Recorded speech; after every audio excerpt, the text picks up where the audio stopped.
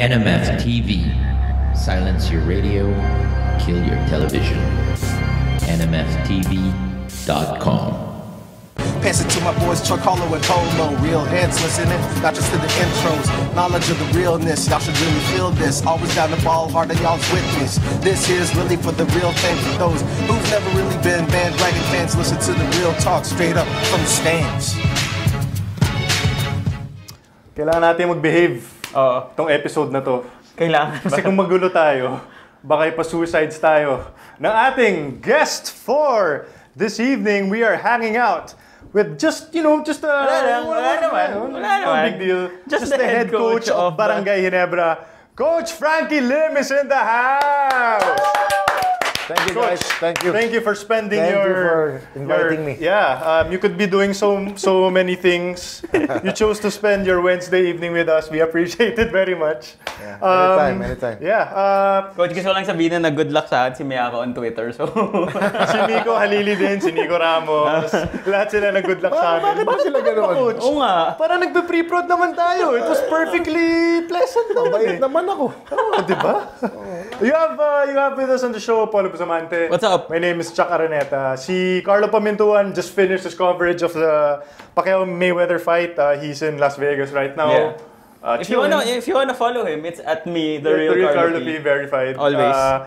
He will be back hopefully soon. Sana hindi niya inubos yung life savings na sa Vegas. Sana may iuwi pa siya, para sa kasal niya. Sa poker. Kakasal na siya. So yeah, we're hanging out with Coach Frankie. We're gonna talk about Ginebra. We're gonna be talking about the trade.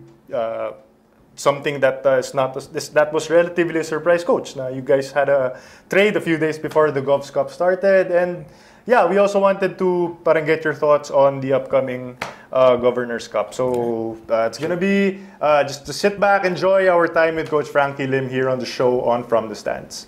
Okay, Coach. Yeah, for people like me, kami ni Polo, kami batang 90s kami. So Parang sinasabi mo matanda na. Hindi naman, Coach. Pero yung mga ibang ganun ang dating mo eh.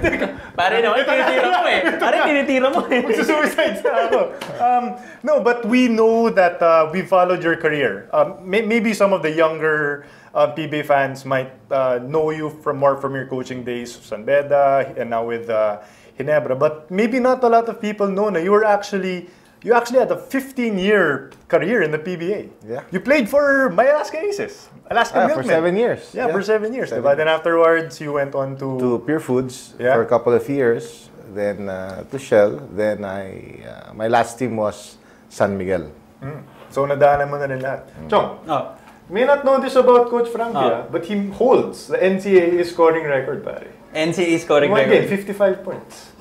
To this Sorry. day. Sorry. I just needed to Sorry na. I just needed to show. Itong si Coach Frankie, he's the man. Yeah. He's the man. Legit On legit. all levels. Iba yatang Lim yun. Si Melo Lim, Coach. Lim Embeng. Lim Embeng. Si Lim Embeng yun. Yeah, well, the reason why I brought that up also is I want to sort of get your perspective, no? From the transition from a player to now a head coach and you having to sort of mold naman PBA players. How did your experience as a point guard in the PBA help you to become, one of the most decorated coaches in the NCAA and now sa Ginebra naman? It's big kasi I love teaching. Actually, teaching the sport, basketball. And yung interest ko of, syempre meron mga influences sa akin before. My coaches like Ron Jacobs. Yung mga nire-respeto. I respect all my coaches, but malaking Iba yung Ron Jacobs. Malaki yung influence si Ron Jacobs sa akin.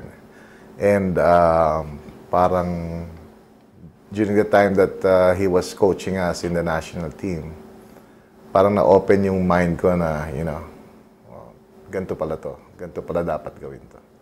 So, and then after my playing years, it would be a good thing to coach.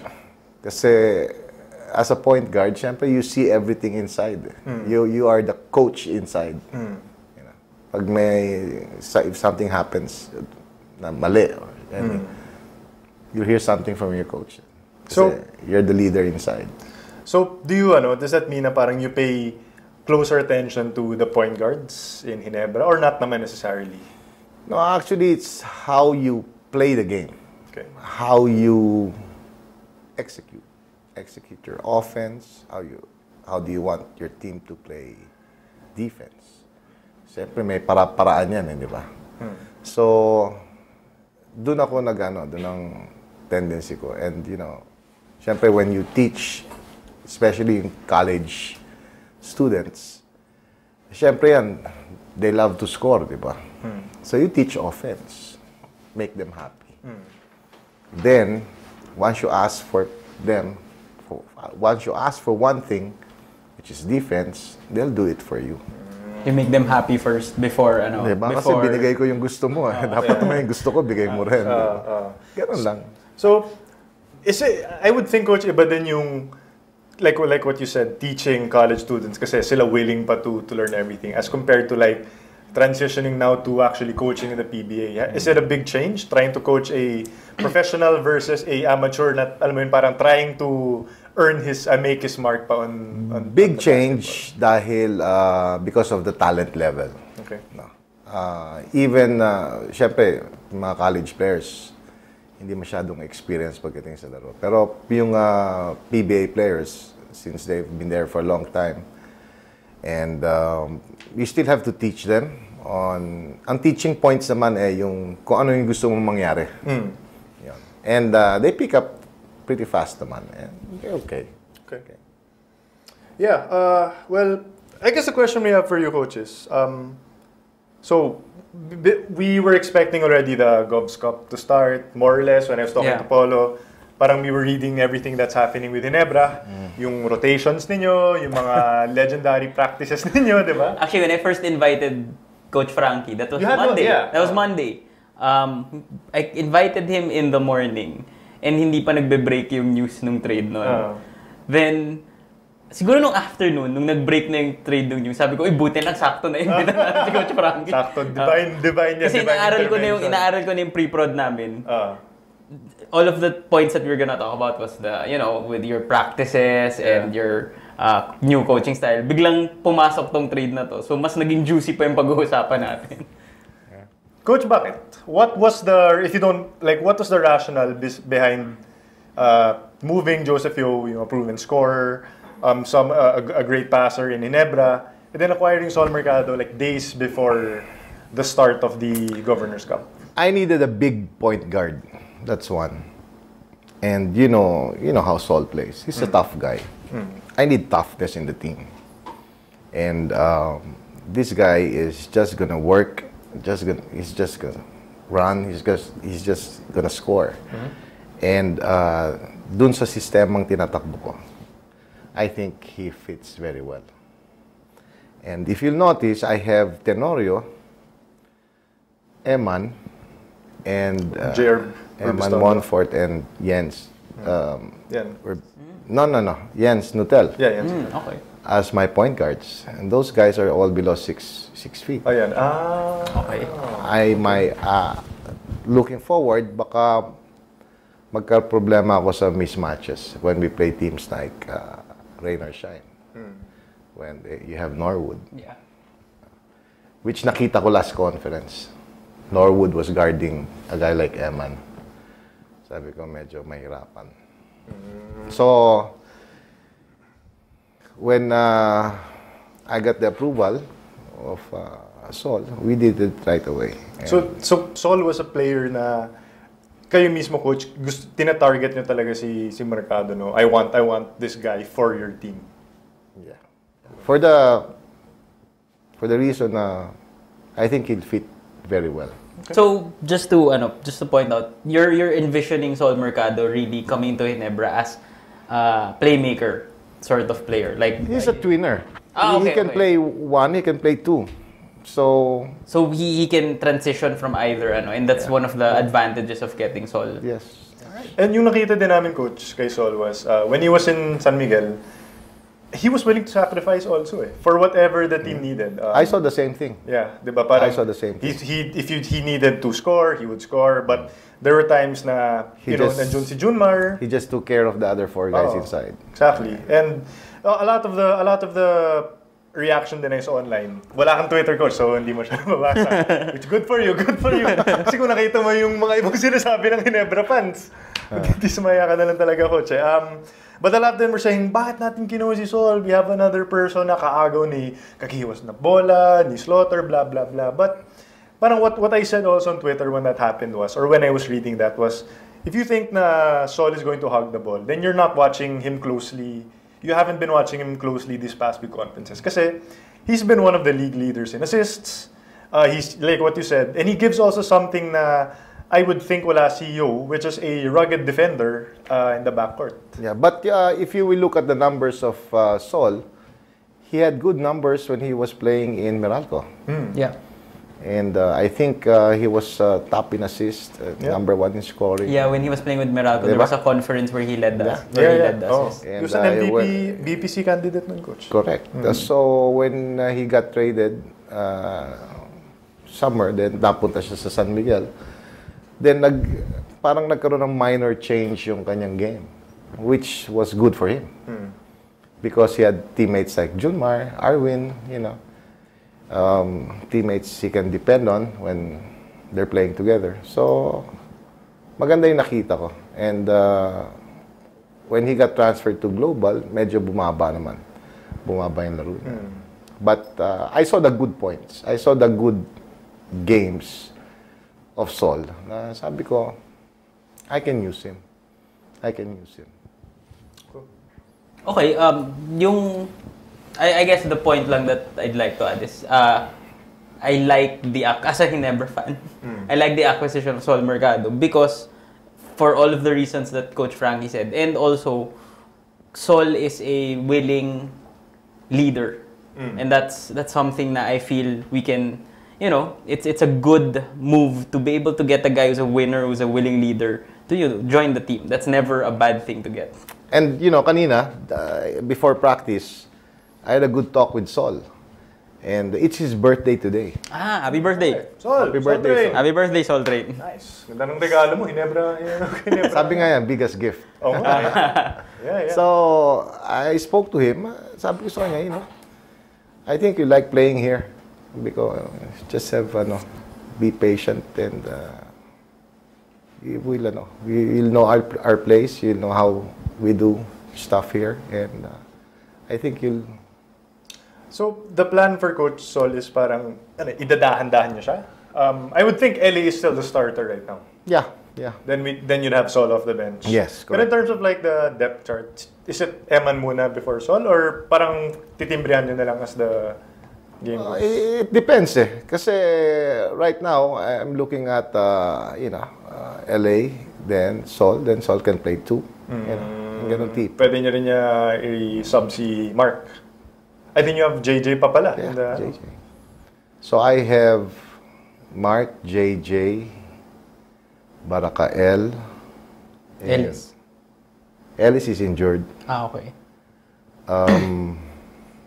Sancher, Urbistondo. Yeah. I mean that's a lot of My names. import si Orlando. Si Orlando. Yeah. That's a lot of names, coach, and that's a lot of players to have. But also we're talking about limited number of minutes, coach. How do you plan to work around that good problem, I guess, to have that much players but limited minutes? Binabasin lang I guess I already talked to the guys about playing time, and we have an import this conference, and for sure he's gonna play most of the time, 30, 35, maybe even 40 minutes. Sabi ko, meron maapektuhan. And you have to understand that. Sabi ko, hindi naman to last conference of the PBA, di ba? So, you still have the All-Filipino. May tatamaan, may makakain na. And I don't want to see anybody sulking. Okay. You know, parang maging anay pa kayo dito and everything, diba? So, itigil nyo. Ngayon pala sinasabi ko na Prevention. They took it well. Yeah. And they understand. And sabi ko, you know, if you have the chance to play, just give your best. Pag hindi kayo nalaro, ayos lang, there's the next game. In short, ang sinasabi ko sa importante manalo tayo. Correct. Diba? Tagal na tayo hindi nag-champion. You know nga, Coach, we were talking about this nga before sa pre-prod, di ba, na 19 or 20? 19, around 19, 20 conferences since last ng champion yung Ginebra. So, you know, at this point, parang Ginebra fans, and I'm sure even the players as well, are thinking na, whatever it takes, basta mag-champion na lang tayo. They're hungry. Yeah. For sure. Yung mga players ko, they're hungry. Even si Sol, sabi niya, I want to win a championship. So, let's win it together. Sabi ko, you know, you came here to help us. And expectations are high here. So, we just have to deliver. And yung mga players ko, sabi nga, di ba, sila JJ, sila Mark, they've been there for the longest time. And sabi nga, tagal na. So, that's a plus for us. My players are hungry. Going back to Sol, Coach, I mean, Sol Mercado's moved from one team to the other, whether unfairly or fairly, being used as a trade chip. Do you see him playing a role in Ginebra long term? Oh, naman. Yeah, I think so. You know. But, you know, it's gonna be based also on the team's performance. Okay. Siyempre, di ba? As it should be naman talaga, Yeah. di ba? And, you know, siyempre, kung sino rin yung magko-coach. Diba? Malaking bagay rin yan. Ikaw naman magko-coach, di ba? Yeah. Kaya nga, malaking bagay yun. Kailangan ng Coach Frankie Lim seal of approval. Ikaw? Oh, bakit? Basahin ko lang yung mga ibang tweets, ha? So, nag-tweet si Electronic. So, he wanted to ask you, Coach, actually, what is the position of Sol after they have acquired him? So, as you said, point guard can be also off guard. Yeah. Depende sa need. Another one would be, tinanong ni si Jawo, Helter Spark, at JJJ Jaworski 1. Siguro Ginebra fan siya. Siguro. Nagmamakaawa siya, Coach, na bakit ka daw, bakit marami kang trade the past few days? Huwag mo daw i-trade yung mga orig. sila Kagiwa, sila JJ. So, ikaw na bahala dyan, Coach. Just letting you know, nag-tweet yung mga tao. Siya na lang, te-trade ko. Diba? Para masaya. Okay, JJJ Jaworski just got traded. Prepare to get traded. Ito, Coach, this might be more, tinanong naman ni Nico Ahe. Do you think that Ginebra would need like a wing player? Since nawala na si Yeo and he was probably the best shooter of Ginebra, we have a lot of point guards right now. So, are you looking at magsa-small ball ba tayo? Now, maybe we can have like 2 or 3 guards, then 2 centers, or parang ano ba yung plan niyo for the wing, for the small forward position, Coach? Nahanap ko, parang may nag-a-apply, Wala naman. Wala naman. Okay. Nahanap ko yung siyempre, quickness. Diba? Since wing guy, so dapat can score. So, sinong gusto mo kunin, Coach? Sige, bait mo pa. Sige. Baka i-trade ako ni Sige, Coach. baka ikaw matrade. Baka ako pa yung matrade sa ibang... Pagkatapos ng break, wala ka na sa show. Sa ibang podcast, na-trade na ako. Sige, I think we covered everything that we have to cover sa Sol Mercado. Again, Sol, happy birthday. Welcome to Ginebra. Sana huwag mo masyadong galingan on Friday. Hindi, pare galingan mo lang. Hindi, huwag na. First game ni Sol sa amin yun. Oh, yun na nga eh. Versus Alaska pa naman. Goodness. So, speaking of the entire team naman ni Ginebra, let's talk naman about the entire team, Coach. So, the past few conferences, we've seen 2 types of Ginebras. We've seen the triangle of Coach Jeff. So, it didn't work out that well. We saw the mala-mala run and gun of Coach Ato, who had Dorian Peña. Di masyado nag-work out the way that a lot of people are expecting. When you came in, everyone was excited. Everyone excited because you have a proven track record in the NCAA. They know na you're a disciplinarian, you're a no-nonsense coach.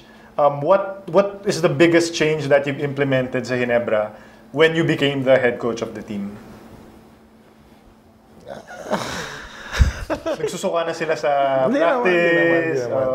Or was it really just parang... No, actually, the big change is their attitude towards their job.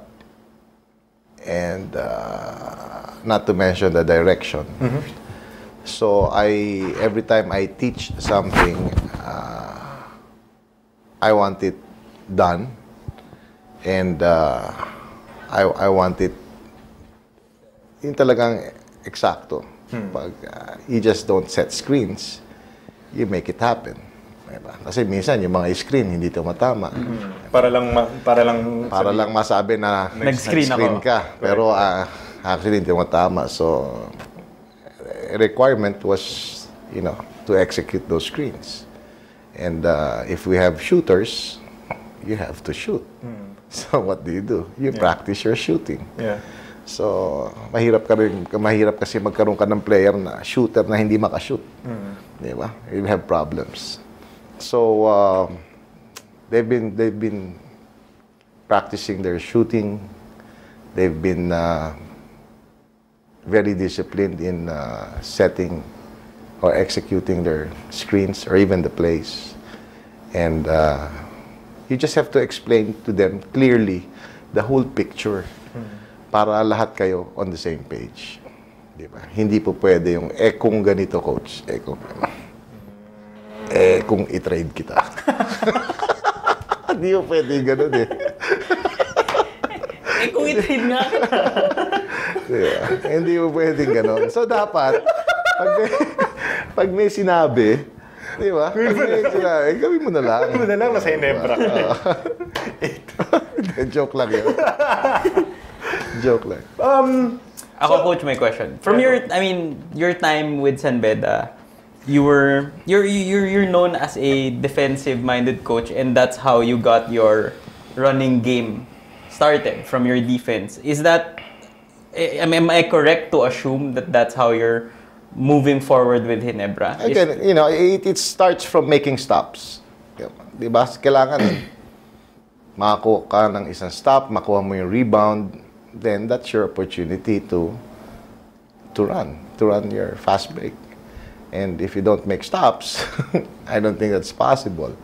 So, kumbaga parang yun ang price nila for taking stops, di ba? Yeah, I would think, Coach, when we were looking at some of the numbers of Ginebra, the team would always score. Like, there are too many talented players there, like Slaughter, Aguilar, Tenorio, for them to not score well. It's really on the other side on defense na parang dun sila nahirapan. They were giving up a lot of points game to game. So, is that also something na kumaga you really emphasize na dumipensa muna tayo and it will translate to scoring naman? Yeah, kasi it's about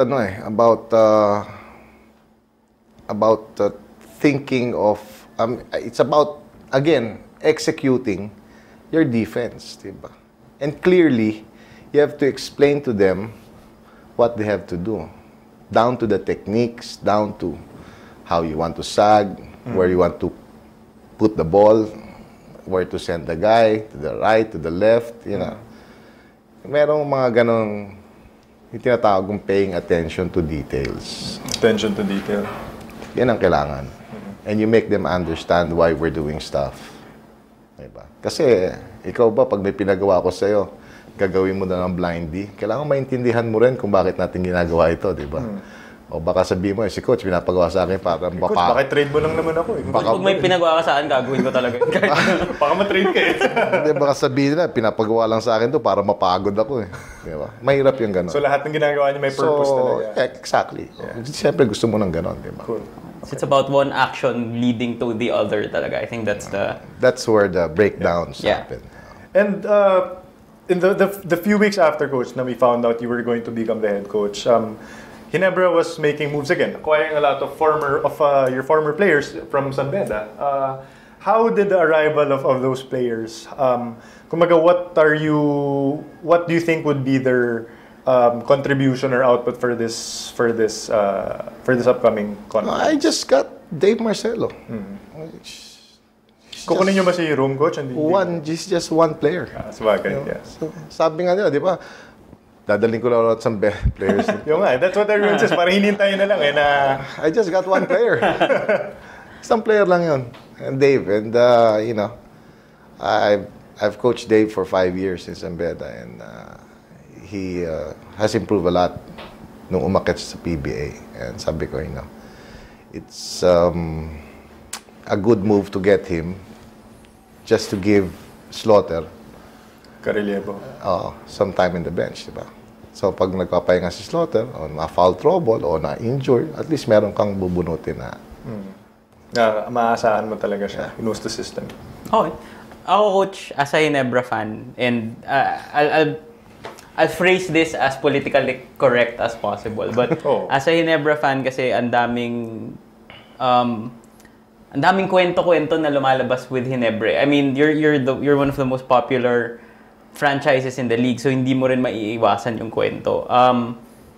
Yung rumored factions in Ginebra is when you came in, is that something that was eliminated? Is that something that wasn't there in the first place? I don't think it exists, but you know, okay naman sila.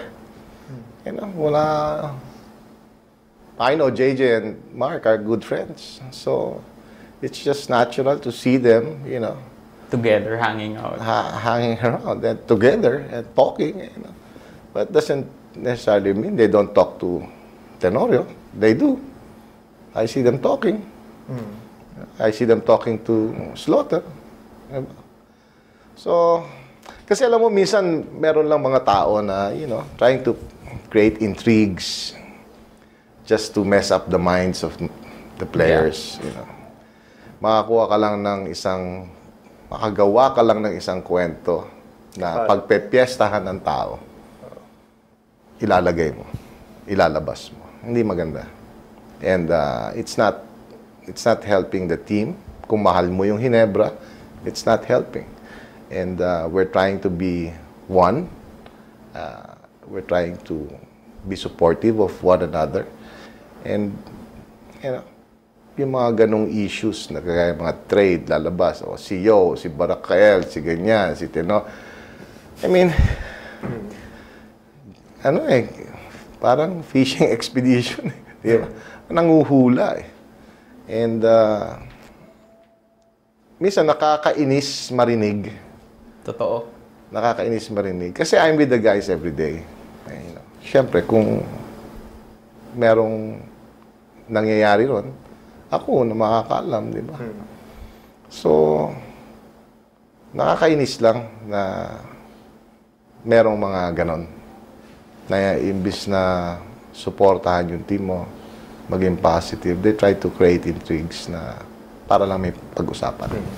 Well, I guess two things siguro, Coach, kasi, I mean, Ginebra, like, it's the most popular team in the PBA, and ano talaga, parang whatever happens, pag-uusapan talaga yung ng mga fans. Kasi just by the sheer number of kung ilan sila on Twitter, so parang like one person makes a rumor, it's gonna spread. All of a sudden, you have PJ Simon being traded for Mac Barangay the next day. Ganun na kagad yung lalabas nila. Let's put it this way. Let's put it this way. Kung meron ba akong pinaplano, malalaman mo ba? Siyempre hindi, di ba? O di lahat sila nanguhula. That's my point. Eh, ito ngang Sol Mercado eh. No one knew about it. Gulat. Very few. Very few. So, I got approval. Tapos. Diba? Eh, pwede ko ba sabihin, ite-trade ko si ganito, abangan nyo ha. Parang, di ba? Parang hindi naman tama. Hanap buhay ng tao yun eh. Di ba?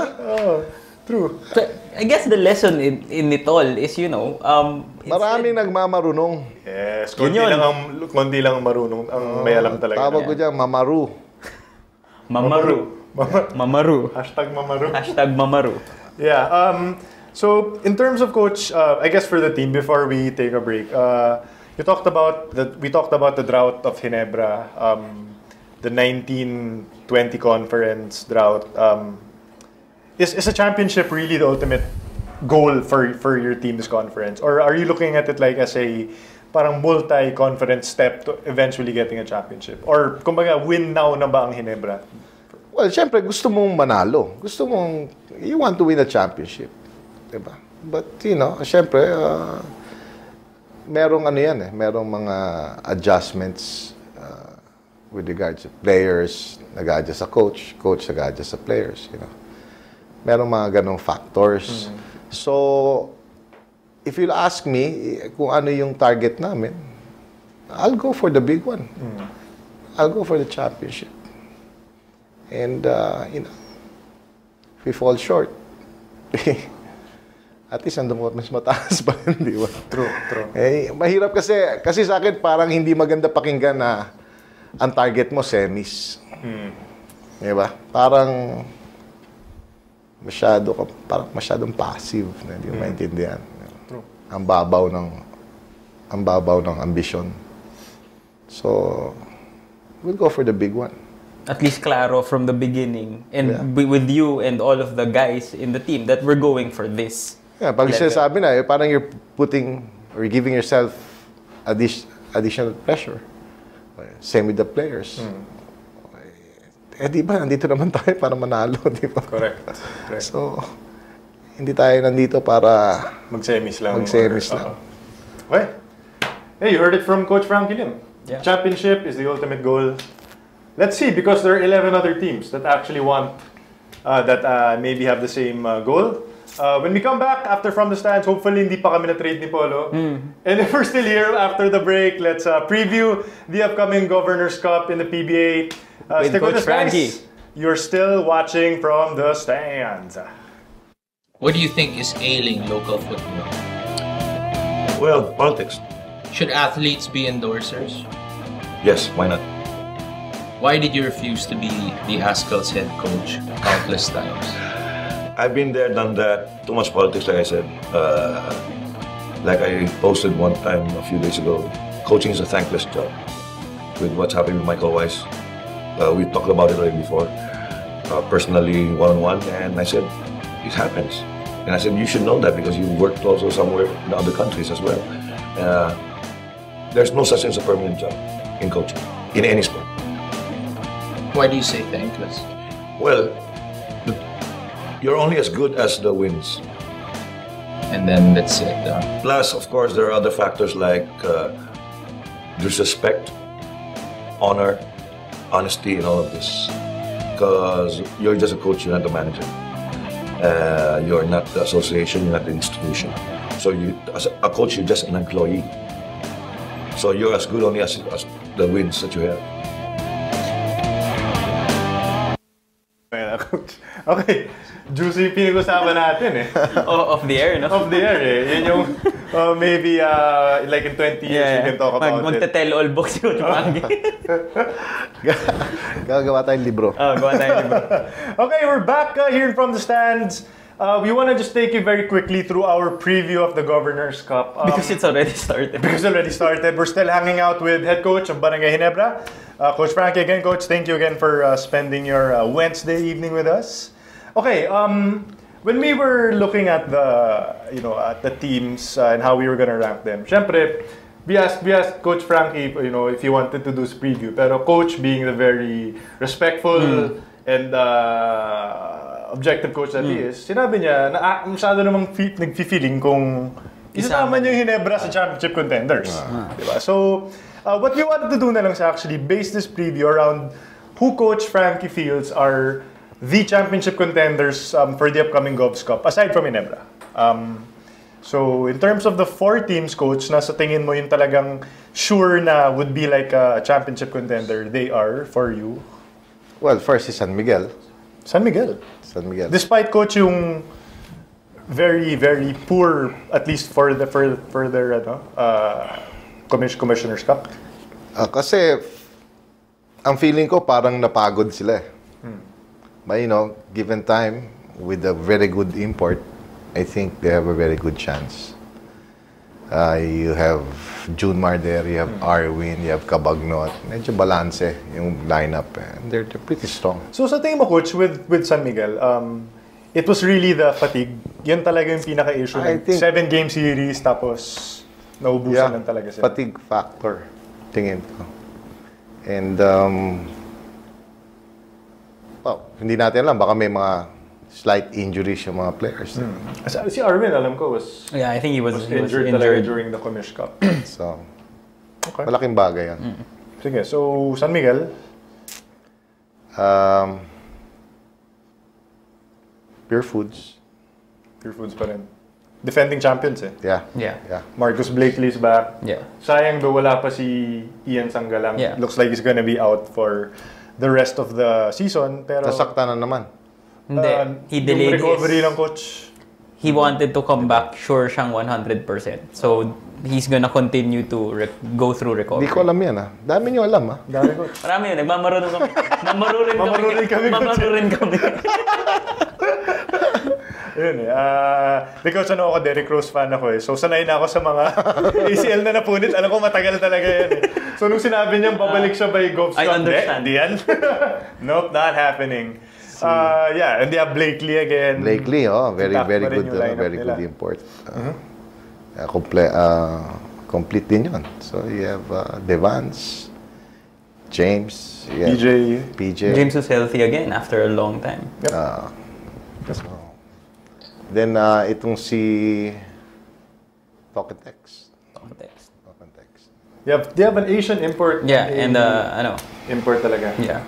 Coach, we forgot pala to ask kanina, pero what's been your sort of feedback on both your Asian and your current import? Anong roles yung nakikita mo first for them on your team pala? Yeah, si Orlando, proven yan eh. Mostly, he'll play in the wings. So, malakas, magaling maglaro si Orlando.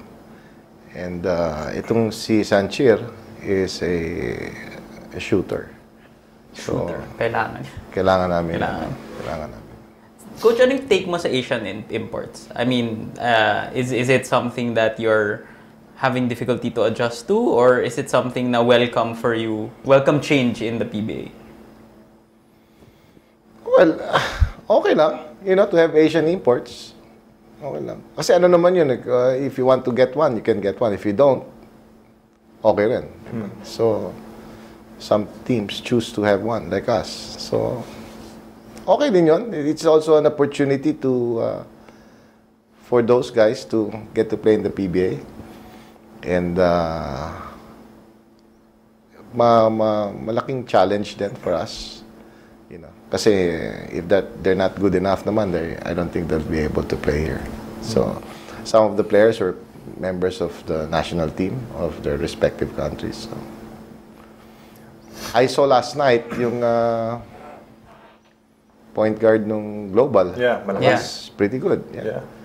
Because they have Pringle coming back pa soon. Yeah, kanina I saw yung sa NLEX. Si NLEX. Mahusay din.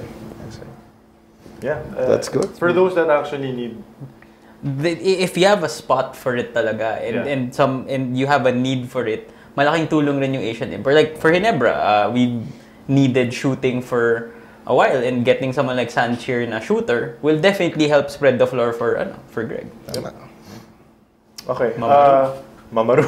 So, you have Pure Foods, San Miguel, Tok, and ano yung last team nyo, coach, na tingin nyo ay San Miguel, Pure Foods, Tokentex, Rain or Shine. Yeah. So, now that you mentioned, coach, we wanted na rin to get your take on this, yung sa physicality. And during the PBA finals. A lot of people kasi were saying na parang masyadong physical daw yung game or masyadong physical yung finals. But a lot of people then were saying na, wala, that's Philippine basketball eh. Di ba na parang talagang in your face, smash mouth. I want to get your take on it kasi you came from an era din when of sila Sonny Jaworski, of the legendary na talagang physical enforcers in the PBA. So, what's your take? Is there still parang room for physicality like what we saw versus Tok and Rain or Shine? Before I answer your question, just make sure you're gonna pay my fines. Okay na? Sige, huwag na. Okay. Itutuloy pa ba natin yung sagot ko? Sige, coach, di na. Di ko alam, may multa pala. Okay. Sabihin na natin, both teams played hard. Both teams played hard. Physicality. Diba? It's there. It's there. Mahirap nito, hindi pa ako nakakapag-coach. Correct. In the red ka na agad, coach. But that was a really great 7 games. Yung physicality, okay lang yun eh. But my thing is, you have to play basketball. Diba? Kailangan even with the physicality, ma-appreciate mo yung game ng basketball. I'm sure you've been watching the playoffs sa NBA, diba? Yeah. You've seen the game of San Antonio and Clippers, diba? Knockout game yun. Yeah. Nakita mo bang, Wala. diba? Ang ganda ng mga plays nila, ang ganda ng execution ng fast breaks. Physical sa ilalim, blackout, pero Banggaan talaga. Pero appreciate mo yung game, di ba? Minsan parang sa sobrang dirty nung laro, parang nawawala na yung basketball part. And nakakalungkot, syempre. Yeah. Lalo na sa mga gustong manood ng basketball at ma-appreciate yung laro. Yeah. So it should still be physicality within the context of basketball. Yeah, and like for example, the giving of screens. Mali. Hindi na tama yung hinahabol mo yung tao ng puwet mo, di ba? On giving handoffs or giving ball screens. Mali na, and they don't call fouls on it. And I can show you a number of tapes that, there are no calls. Ano pa to? Pwede ba yan? Mapapatanong ka na ng sarili mo eh. Lalo na kung nilalaro mo yung sport. Tapos, coach ka pa ngayon. Parang, ang question is, paano natin gagawin to? So, gagawin mo na lang hanggang tawagan ka. Pag tinawagan ka, tigil mo na. Habang hindi ka tinatawagan, okay pa lang. Diba? Parang, it's parang hindi nasusunod yung rules of how to do it. So. True. Yeah, well, that was parang what a lot of people were saying, parang we have to draw the line somewhere. Nawawala yung beauty ng basketball. Yeah. Now, everybody's focused on sinong titirahin ni Belga. Sino naman ang titirahin ni Kinyahan. Paano babawi si Johnson? Anong gagawin naman next? Imbis na panoorin talaga yung basketball. Diba? Game. Yun ang attraction Yeah. I would say also the best game was actually the 7th game of the finals kasi there was nothing. Basketball lang talaga siya. Diba? There were a lot of pushing and stuff, but pero within context. Yeah, within context of basketball. Parang walang mga antics na nag-distract talaga from the game. Kasi sayang lang din because it was really fun series. My thing is, pwede pala yung ganun eh. Diba? Anong nangyari? Double overtime. Di ba na-excite yung mga tao manood ng basketball? Tama. So why can't you play 7 games like that? Sa akin. Pwede mo na checkbook mo, bro. Ano naman eh. So I think draw the line lang naman sa akin. Sabi ni Coach Frank. I think officiating has something to do with it. Diba? Kasi silang may hawak ng pito eh. Diba? Silang nakakaalam kung ano yung pwede, ano yung hindi. So, I don't know what happened. Let's see. I'm excited to see you on the sidelines, Coach, pag ikaw na yung hindi. Hindi. Mabait naman ako pag Exciting to on Friday. Cannot wait. Sige, so those are Coach Frankie's 4 contenders. I'll turn it over to you naman, Polo. Who do you think are the... Firstly, do you agree with those? And I agree with the 4. Who's the next batch siguro na parang if something goes well for them, they could potentially be a Final Four? I agree with the 4. I think San Miguel, Tokentex, Rain or Shine, and Pure Foods are all very strong contenders for the championship. These are all past championship contenders. These are the past 4 championship contenders. So it's really a solid group up top there. Now, taking away Ginebra, ayoko rin magyabang. Next 4 would probably be Alaska. Thank you. Thank you. Sorry, Alaska. Medyo sumamalo mo, hindi ko nabanggit ang Alaska. Okay lang yan. Sorry May kalaban yun Friday, Coach. So, Alaska, Meralco, and Lex Ginebra. if ever. Or kung wala yung Ginebra, you can put in Global Port there. I'm impressed by Barako. I like Barako. I think Barako solid. I think Barako has a good group of players. I'm glad that, you know, they get guys like Joseph Yeo, James Forster, talented guys that need... Dylan Ababu. Playing really well. He played really well. Kanina he played well. Saw him. Yeah, good for him. Yeah, so parang it's a good shot for guys to be able to get to play. And these are talented guys. Dylan Ababu's former UAAP MVP. James Forrester was a triple-double threat in the NCAA. So, you know, lahat yan good shot. I guess that's a good thing then, Coach, about, you know, players that get traded to Barako. They have this opportunity to really show their talents. Exactly. You mean you have players like Forrester, you had players like... These are given playing time. Yeah, like Sol, JC. You know, these are guys na parang... Even Chico Lanete, when he was traded from Petron, na parang, okay, they really, you know, they really made their team competitive in the past 2 conferences. So, you know, that's a positive for them as well. Plus factor pa meron silang 7-2, diba? Yeah. True. So, malaking bagay yun. Yeah. Teams like Meralco. Yung mga walang bigs, medyo mahirapan sa kanya. Meralco is still undersized right now. I think that's the one thing na Meralco needs to solve. Wala talaga silang sentro. I mean, they have Reynel, they have Cliff Hodge, they have a lot of, yung mga 6'5", yung may discount. They have 6'5" na high motor guys. Pero if you're talking about big talaga. Length and rim protection, hirap talaga yan. For Alaska naman, how do you see the team?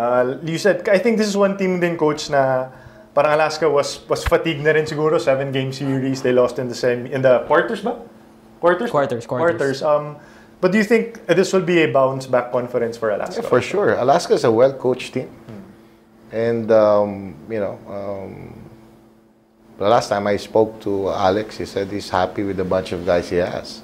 They work hard in practice. Ayun ang sikreto eh. Kailangan ayusin mo yung ensayo, ayusin mo yung practice. You do well in practice, yung chances mo of winning games is gonna get higher.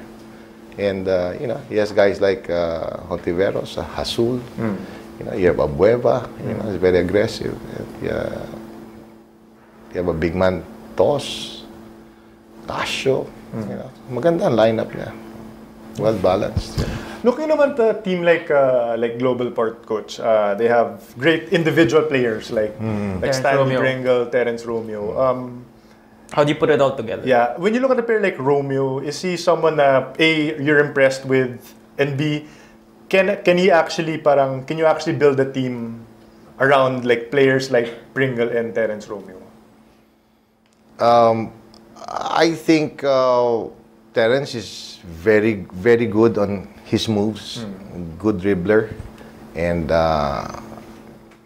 hindi nagdadalawang isip tumira. You know, he has yung confidence level niya napakataas.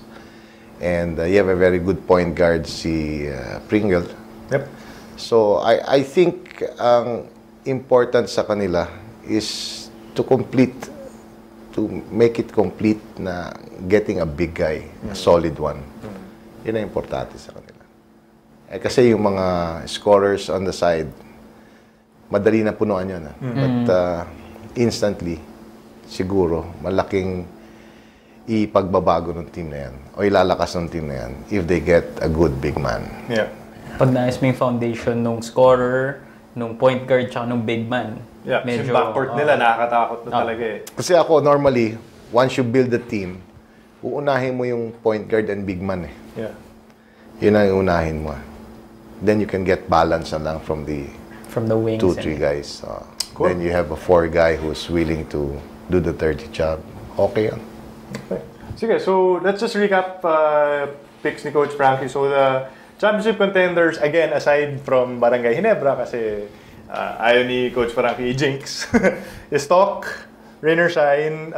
You chose also San Miguel and Pure Foods. Yeah. Then the next crop naman, this is probably our picks na lang would be Alaska, Ginebra, NLEX and Meralco. And then probably everyone gets a shake na. Then you have Global Port, Kia, Barako, and what's this? Blackwater. Yeah. And you can make a case for Kia as a big import. You can make a case for Global Port or even Barako to break into the top level if any of those to break into the next tier if any of those other guys don't work out. Yung kumuha ng mga Asian imports, I think would really have a good performance in this conference. Kasi, di ba, I think also with the height limit na 6'3", it helps na parang, okay, you need a shooter or you need a slasher. And a lot of teams would need that. Should be somebody special. Yeah, exactly.